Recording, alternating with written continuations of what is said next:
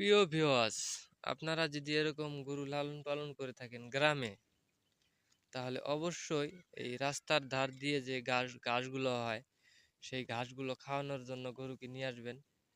যদি অল্প পরিসরে গরু হয় তাহলে এই কাজটা করবেন। তাহলে দেখা গেছে আপনার গ্রামে বেশিরভাগ খড়, ধানের যে খড়, এই যে ধান দেখতে পাইতেছেন, এই ধান থেকে যে খড় হবে পাকার পর কাটা মারা যখন করবে, তখন যে খড় হবে সেই খড় গরুকে সাধারণত খাইয়ে থাকে গ্রামের অঞ্চলে।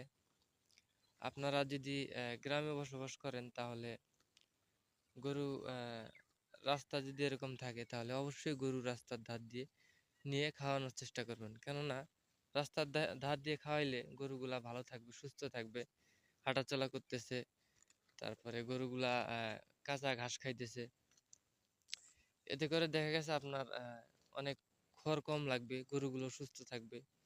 গ্রামের বেশিরভাগ মানুষ গরুকে দানাদার খাবার দেয় না, দানাদার খাবারটা কম দিয়ে থাকে। আপনারা যদি এরকম ভাবে খাওয়ান তাহলে দানাদার খাবার না দিলেও চলবে ইনশাল্লাহ। আর একটা কথা বলি, কারণ এইভাবে গরু রাস্তার ধার দিয়ে খাওয়াইলে অনেকজন অনেক কথা বলবে।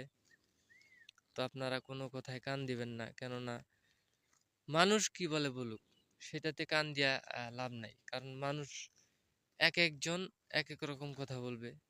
কেউ গরু পালন করা বা ছাগল পালন করা নিচু চোখে দেখে, বা কিছু কাজকে নিচু চোখে দেখে।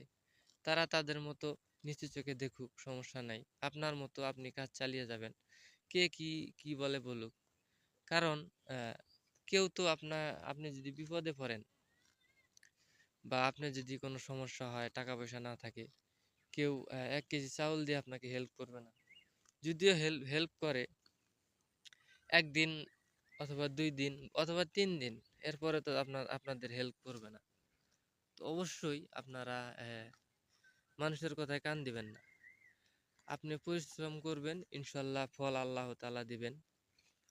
আপনারা চেষ্টা করবেন যে যেটা আপনার মন চায়, যে খামার হোক বা কৃষিকাজ হোক বা যে কোনো ধরনের কাজ, যেটাতে আপনার মনে হবে যে আমি সফল হইতে পারবো বা সফলতা অর্জন করতে পারবো, তাহলে দেরি না করে কাজটা শুরু করে দেন। কারণ গরু লালন পালন, গরু হোক ছাগল হোক, যে কোনো খামার করলে বুঝে শুনে করলে ইনশাল্লাহ লস হবে না। যদি লসই হইতো তাহলে আহ, পৃথিবীতে গরুর খামার থাকতো না, ছাগলের খামার থাকতো না, যত কিছু আছে আর কি, মহিষ বলেন, ভেড়া বলেন, মুরগি বলেন, কোনো কিছুরই খামার থাকতো না। তো প্রতিটা খামারেই লাভ আছে, কম আর বেশি, কিন্তু আপনাকে বুঝে শুনে করতে হবে। আমি দেখেন এই গরুগুলা বাড়িতেই থাকে, আরো গরু আছে কয়েকটা।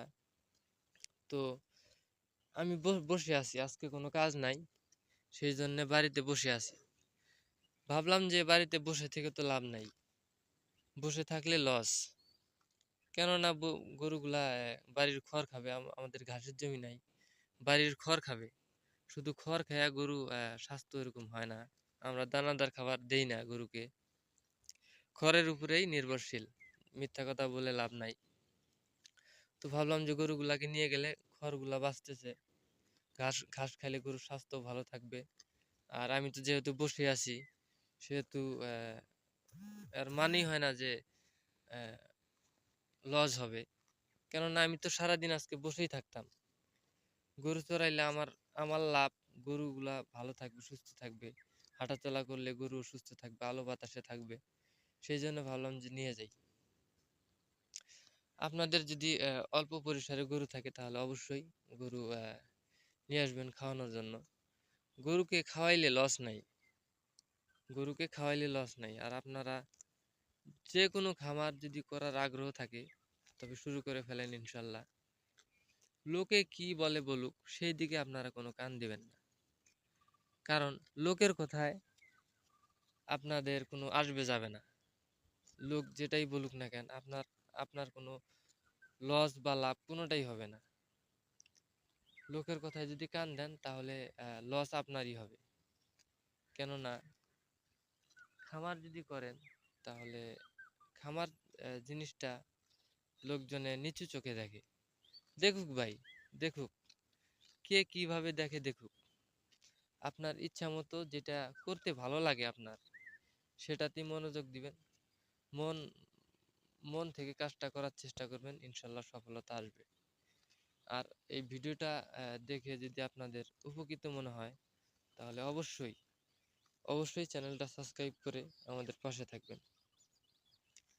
ধন্যবাদ প্রিয় ভিউয়ার্স। আসসালামু আলাইকুম রহমতুল্লাহি ওয়া বারাকাতুহু।